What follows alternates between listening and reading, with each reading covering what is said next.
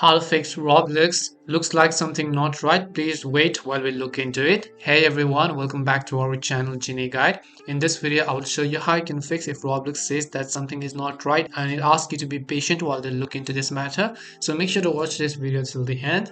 Now, whenever you get this type of error, you have to understand that it is most likely a server issue, and in most cases, usually waiting up to 24 hours is going to solve the problem. However, there are also a couple of other fixes on which I can help you. The very first thing you have to do is you have to simply search for command prompt on your PC, but do not open it just yet. Just right click on it and then run it as an administrator. So make sure to run command prompt as an administrator.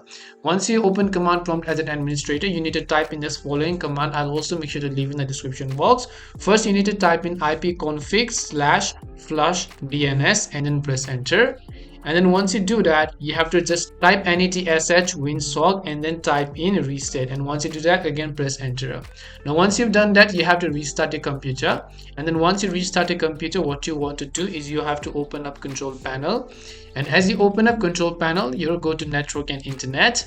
And then over here, go to network and sharing center.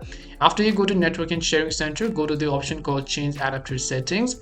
Now what you need to do is you just need to come to the Wi-Fi tab over here on which your network is currently connected. Right click and then open up properties.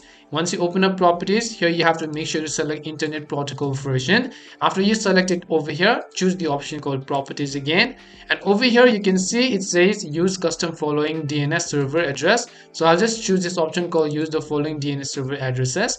Now under preferred DNS server, what you want to type in, you want to type in 8.0.0.0. So just type in 8 and then again 8 and then again 8. Then under alternate DNS server, you want to type in all 4 letters. So type in 4444.